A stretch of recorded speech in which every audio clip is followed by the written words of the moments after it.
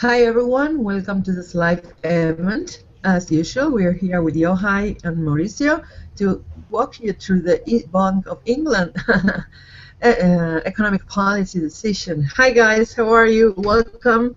Nice to be with you again. Hi guys, how are you?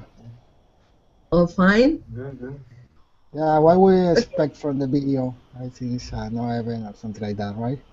Yeah, we are all expecting an event. Anyway, guys, I hope you have noticed FXStreet, this new version, is finally live and kicking. It has been a lot of hard work, many months, and it's finally here. And to be honest, all the team is very excited about this. I know it still has some minor problems and bugs, and be sure that we are working on adding new things that will be developed and improved with time. But we hope you really like the change, okay?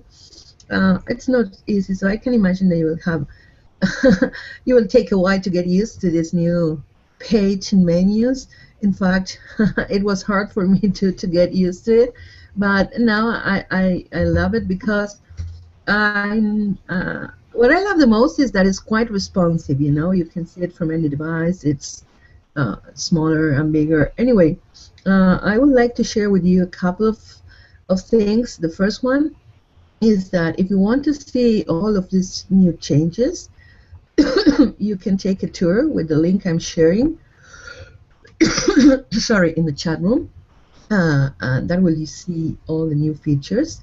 And the other thing I would like to add is that everyone in here at FXStreet wants to know what you think about this. We are really eager to hear about you, what you think about the page, the new format, and also if you can please go through a small survey to give us your feedback would be super duper great, right?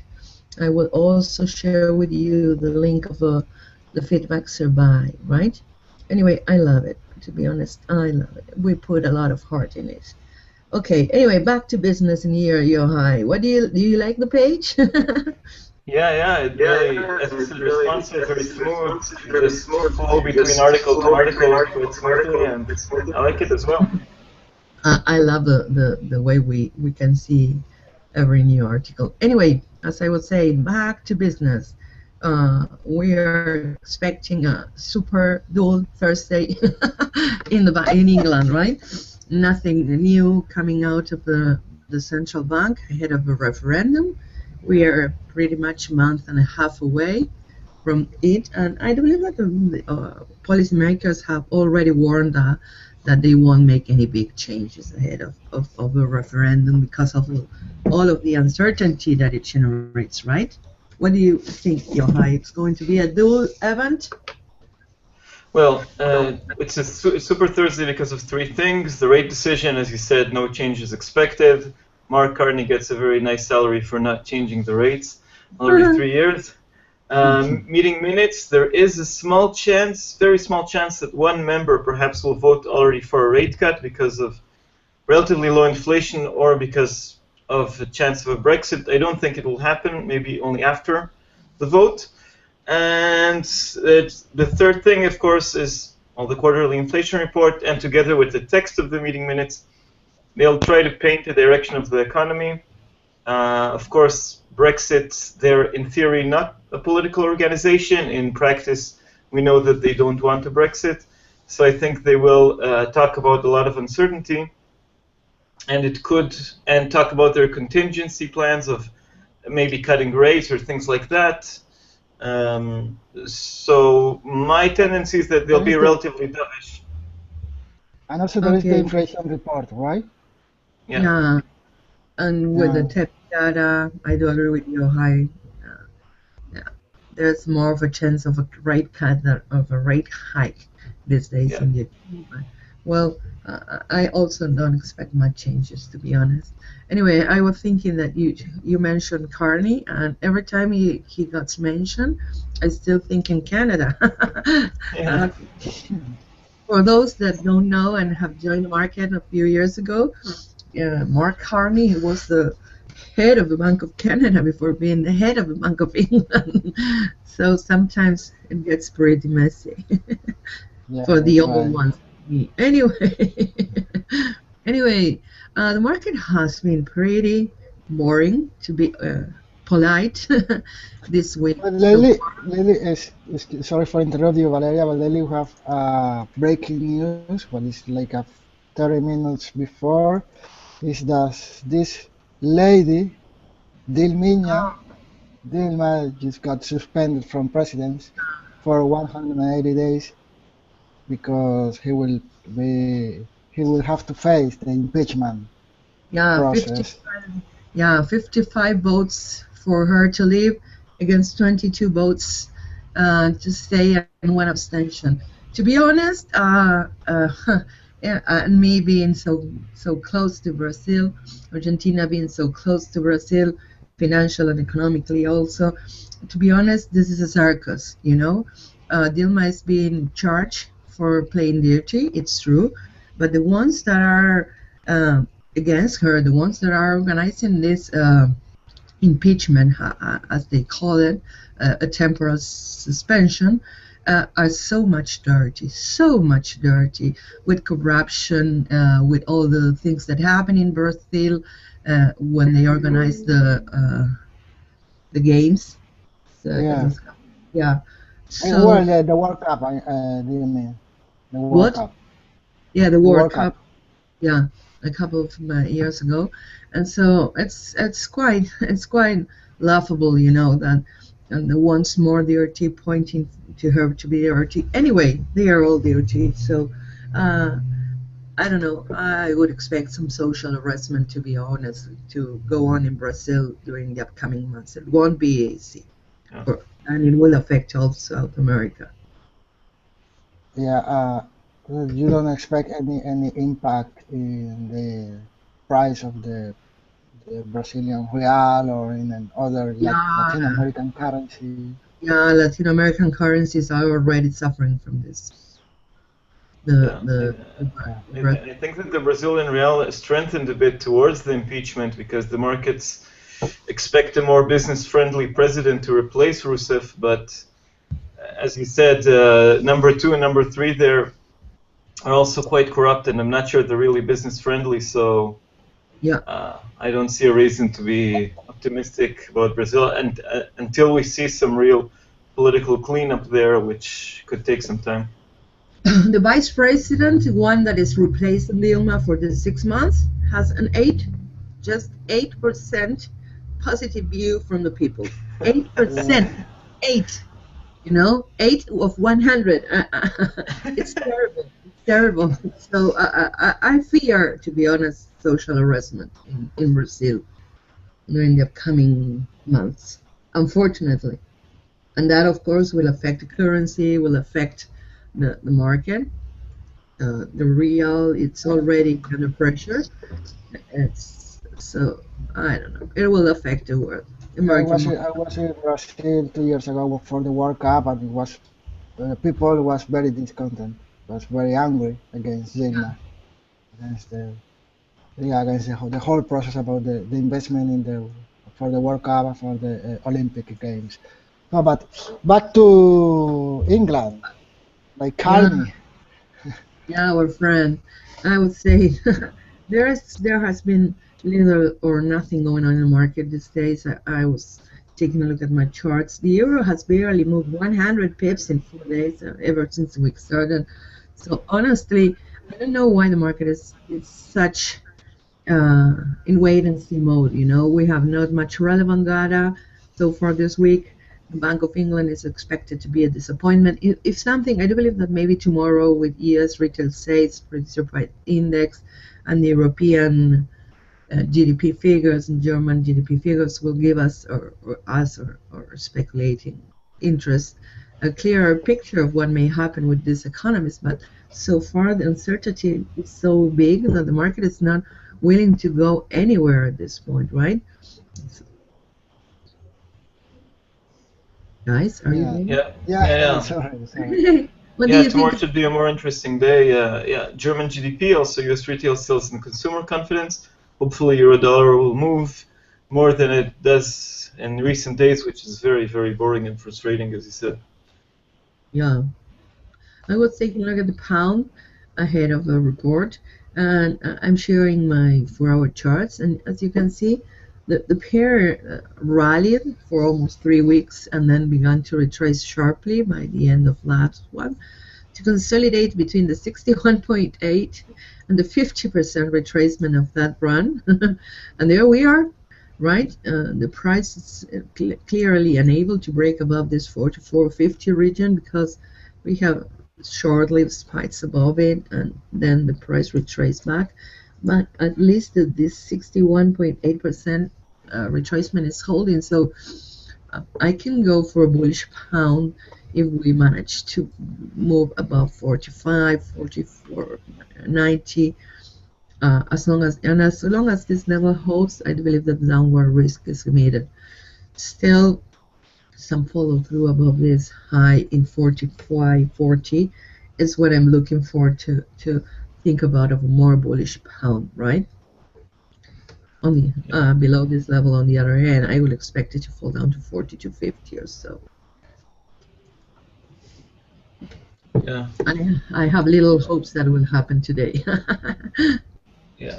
I'm looking at 43.70 and then 42.80. Okay. Yeah, hopefully we'll have some movement, because even cable, which is usually more interesting than the euro dollar, is not moving too much. Hopefully it's in anticipation to this Bank of England decision and not didn't fall asleep. Yeah. I don't know. I fear that we are going to see the market still this way until tomorrow releases. What I was watching is that next week will be far more interesting, at least from the macroeconomic point of view, because we have employment, inflation, and several key readings in many economies, including the UK, the US, and some coming from Europe. So I really hope next week will be a better one. I have already lost hope in this one.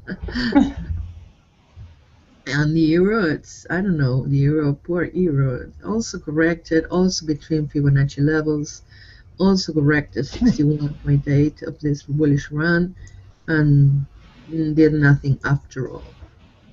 I still believe that the 1460 region is critical, and we need to take the level now to recap the bullish strength and probably go higher.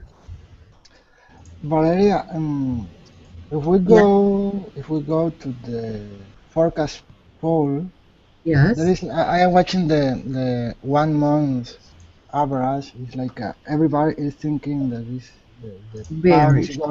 going down. What do you think about that? Yeah, 75%. You know. Yeah, sentiment is quite bearish in a 1 month view, and it's quite logical for me, because it's the referendum. I do believe that the market is scared, ahead of the referendum, and will probably keep the pound subdued until then, because of the high levels of uncertainty. The possibility of a Brexit generates in the market, right?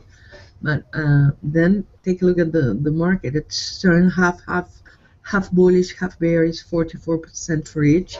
So that means the market it's now uncertain, about the future, but the bearish pressure somehow will ease no matter what happens with the referendum. Anyway, guys, we are less than 1 minute away of the news, and you will have some delay from us. Okay, it's already out. Assets for unanimous vote. Unchanged. Unchanged. No rate hike, no rate cut, no change in the APP program. 9 unchanged votes. Status quo. Yeah, maintaining the status quo. Anyway, let's see if we have some headlights coming from the. Yeah. The pound is happy. It's pressuring the weekly highs against the greenback. Yeah, challenging the round level of 145. Just under it.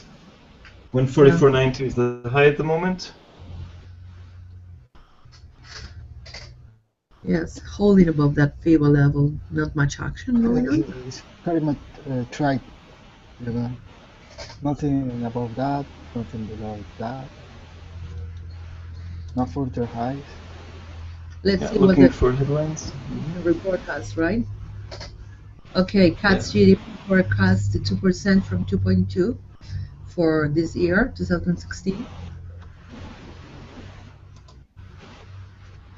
Yeah, perhaps the market was fearing a bigger cut.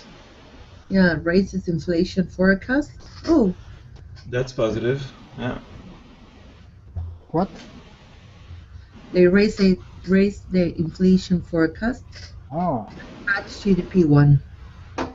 Yeah. I'm Yeah, the current GDP forecast is in line with actual GDP numbers because we know that growth has been weaker in the UK in the past quarter. So it's basically the Bank of England doing some catch up with markets.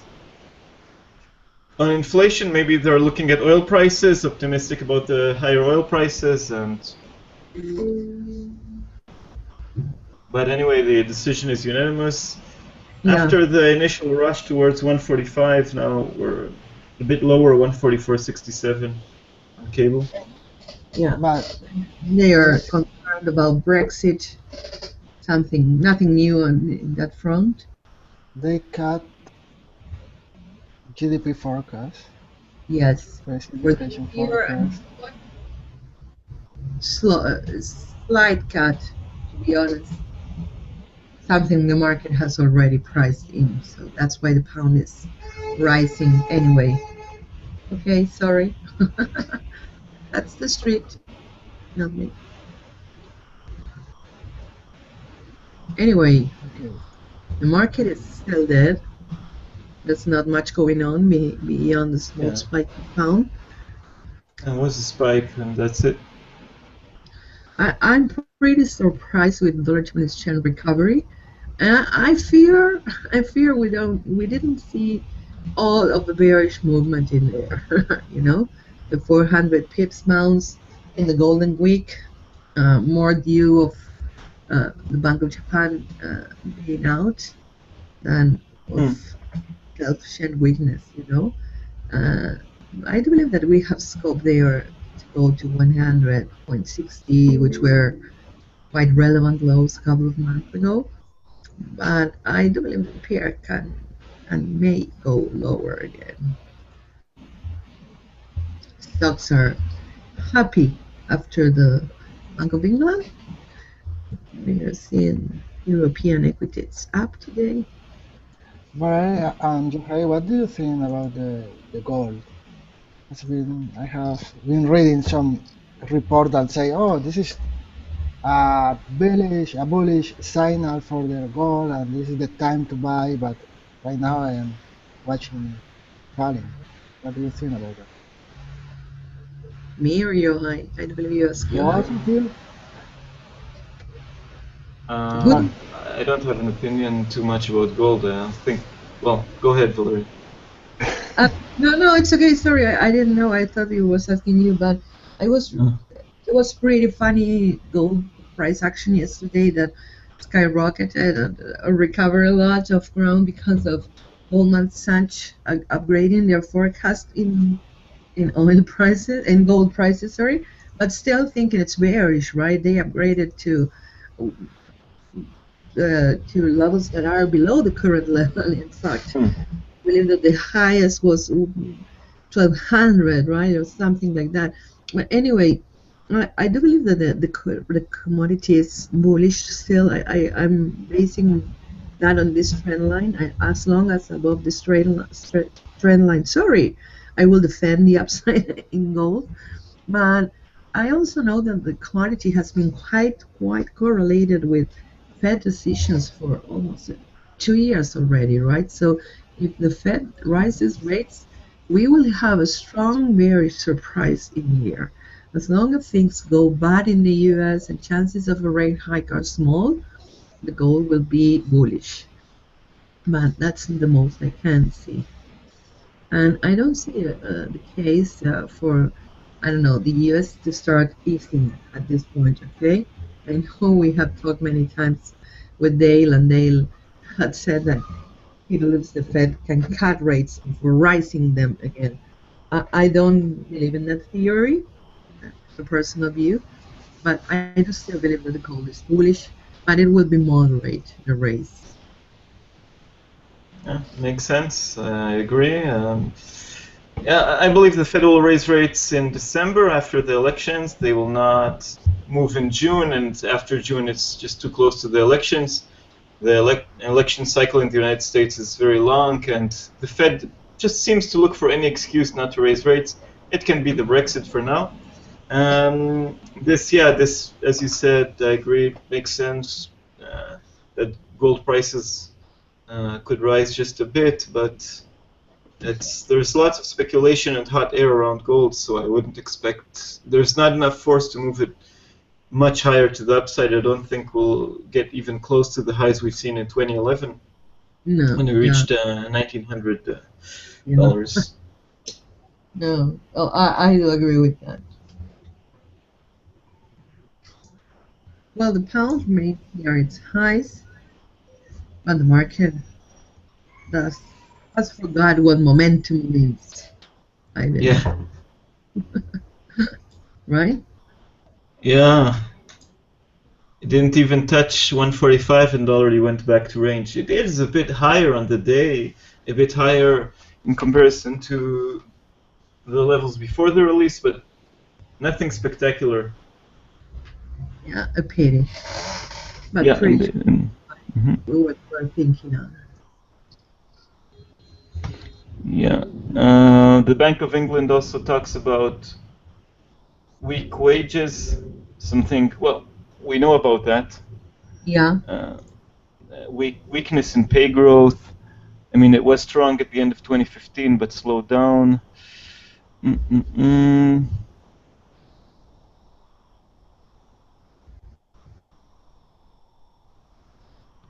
They do warn, as you mentioned, on Brexit more than before.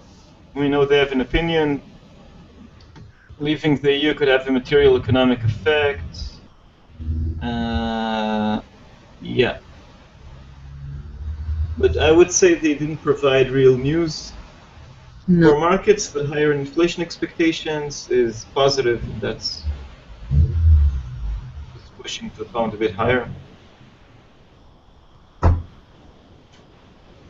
Yeah, I'm sorry. I'm taking a look at the chat.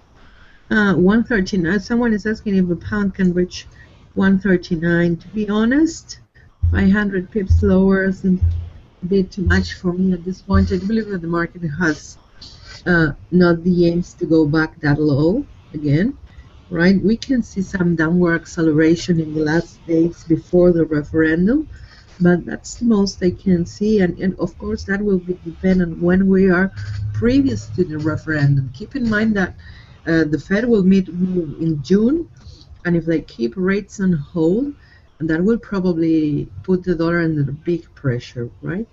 So maybe the pound will be, I don't know, maybe 42, 45 ahead of the referendum, and unless, of course, they vote to leave, which I don't believe it will happen, the pound will trade on relief afterwards and rise.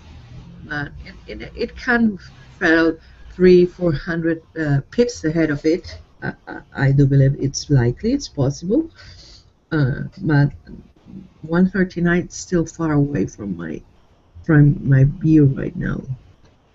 Yeah, I mean, we could easily reach that level if the UK decides votes for a Brexit, even fall below this level. But ahead of the referendum, I agree. I don't see that happening. Yeah, what is also waiting on pound, and it's worth mentioning, is the fact that macroeconomic data has been quite disappointing, guys. But the good news is that data has been disappointed everywhere. So it's not that it's going to affect particularly the pound, because we have the slowdown seen by the end of 2015 extending a bit in all major economies at the beginning of this year, and even in the beginning of the second quarter. April figures have been for the most soft in Europe, the US, and the UK. So although this is bad news, it won't affect much, particularly a certain currency, because all the world is living the same situation, right? Yeah. We're seeing another attempt to move higher now. Yeah. See if it materializes. Yeah, it breaks up. I have this 4520 region as the immediate resistance. We have multiple highs and lows in there in the 45. plus this Fibonacci retracement. So I believe that this is a quite a relevant resistance. So the pound will be bullish if we take it, not before. Yeah. Okay, someone's entering my house. Let me see if it's my craftsman or someone else. Be right back, guys. Yeah, I see your comment by KA. I think if there's a Brexit, it will force interest rates to go higher as the pound could possibly fall. We've seen such outcomes in countries such as Russia. For example, when we had the Russian ruble collapse, the central bank raised rates in order to keep money at home. They rewarded investors for keeping their money in Russian rubles instead of running for the exits. I don't think that will happen in the UK. The UK is a very robust, open, developed economy, one of the biggest in the world. So even if the pound will fall a lot, I think there's a higher chance that the Bank of England will supply more liquidity or even cut interest rates just to support the economy, to help it encounter, to mitigate these shock waves more than anything else. And afterwards, maybe rates will come back to normal and the pound will stabilize. But you know, financial markets always exaggerate, and the Bank of England will be there to support markets. That means cutting rates, in my opinion, not raising rates in order to strengthen the pound. So referring to the comment here in the chat.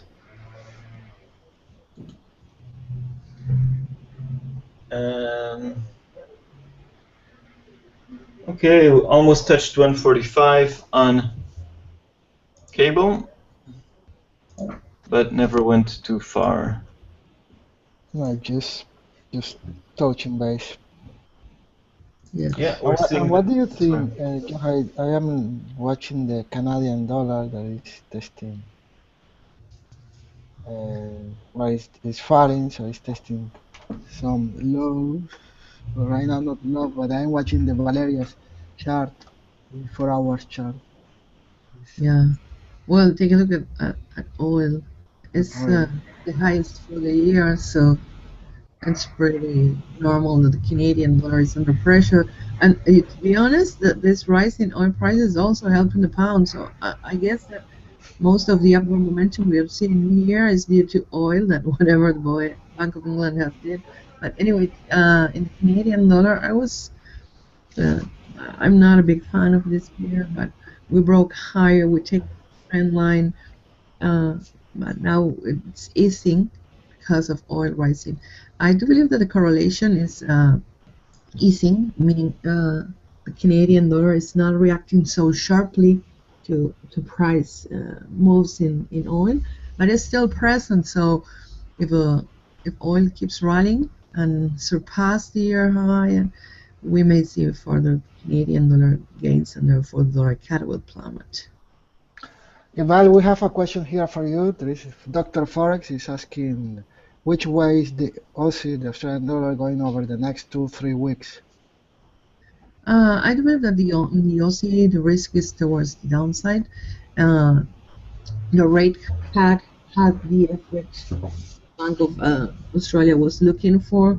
The pair corrected pretty much the 50% of its this year rally after the rate cut. We were very weak ahead of it, and it helped it to weaken further. And what I was watching this week is that despite it has not clearly break this 50% retracement, it's unable to rally, right? The pressure is towards downside. So below 33, I do believe that the pair can plummet to 72 easily. Okay, and even lower. But so far I can see it testing 72, so I still on the bearish side in here. We have employment data next week in Australia, and that is usually a big mover for the currency. So if the data is tepid, then the OC will probably have one more reason to plummet. Okay, and following up from with Australia, Yohay, I have a question for you. I was just last week in Cine, and it was like a discussion from the opposition that is just arguing against the budget. That's the Australian government budget. Do you know anything about that? They made some cuts on the middle Um, class and something like that. I'm not aware exactly of the budget of the arguments between the government and the opposition, but we have elections in less than 2 months there for, if I'm not mistaken, both houses of parliament on July 2nd. Currently, there's a center-right government, the second prime minister in this government, and the challenges from the center-left. In general, as Valeria said, the Australian dollar is under a lot of pressure. The RBA not only cut interest rates last week, but then followed up with slashing inflation forecasts. So I agree with Valeria that the pressure on the Australian dollar will continue to the downside. 73 is currently some kind of support level, but we could go further down from there. Also, because of the uncertainty because of the elections. So we have lots of elections in the UK, in Australia, here in Spain, end of June, beginning of July. An interesting time. Yeah, that's right. There is another election, general election in Spain, right? There is not any agreement between any of the parties in the government. Yeah, we're expecting. Opinion polls show that the results seen in late December will repeat themselves more or less. That means another hung parliament. So it's like a Belgium. How many days Belgium had no government? It's like 560 days or something like that, right? Yeah, over a year. And I think the country did function okay, so maybe it's a solution, maybe it's not. Yeah, you know. Okay, there is a question here from Dowdy Kim. Do you think Carney's speech will have any significant effect on cable? No. Both of you? No. And what do you think? Unfortunately, I have to agree because I don't think he can say anything new. He already made a few public appearances. We have so much information, even too much information from the meeting minutes, the inflation report. I don't think he can really move markets too much. We know that they're ready to help in case of financial shock, in case of Brexit. Yeah, in general, I don't think he'll bring anything new. It'll be interesting for UK politics because British reporters tend to ask tough questions, but I don't think that for markets it'll be a big difference. Yeah, Luca makes a point here in the chat. He said that now cable gonna dance 1,000 ballets before referendum. That the Poles gonna sing the tune. Probably, and the things will exacerbate in the last days ahead of the referendum. And the referendum will be a Thursday, I do believe, right? Yeah, when markets are fully open. Yeah, yeah, they have that that things in the UK. There was also another referendum or something like that, also in the UK, like 3 or 4 years ago. I don't remember particularly. Scotland, I think. Yeah, Scotland. That's right, the Scotland referendum. Yeah, it was also Thursday. Yeah, you know, England wants market. The United Kingdom wants to make things on Thursday, and the United States wants to make things on Tuesday. Yeah. Super Tuesday, super elections. Yeah, presidential election on Tuesday too. I don't know. Anyway. Okay, guys, I don't believe we have too much to say. Can we wrap up this up? I have a question for you, Valeria. Okay. from Dr. Forey that previously he said you thank you for previous answer. He is asking about your thoughts on JPY, the sterling against the Japanese yen, short term, 1 week. To be honest, I'm not a big fan of this Shen crosses. I, but I do believe that, as I said earlier today, that I don't trust in this latest Japanese Shen weakness. I do believe that it's temporal and we may see the trend resuming pretty fast. Anyway, at least from what I'm seeing in the pair right now, the outlook is still bullish, but with the pound with no strength, there's not much room to go. I could expect a rally up to 59, 59.80, 56, 50, right? But that's the most I can see it rising right now. And of course, I believe that if we take back this support region where we have multiple highs and lows in the forward chart around 56, we can go back south and retest these lows. 51. Okay, thank you, Valeria. Dr. Forrest, I am just pasting a link to you here in the chat with show a webinar from Joseph Trevisani that is talking about the cable, the sterling, and the sterling crosses. Okay. Perhaps you may find it interesting in your question. Okay, guys. So, do you think we can make a wrap up and then go for another business? Yeah. I know you agree with me fully, 140%. Unfortunately, I hope we have a lot to work with, and I hope we'll have a lot to say about the market. But we don't today. It's terrible, but that's what it is. So anyway, the fact is that the Bank of England left its policy unchanged as largely expected, downgraded the GDP outlook, also in line with expectations. What was a bit of a surprise, it's an upgrade in inflation forecast for this year and the next, something quite surprising considering how the world is doing.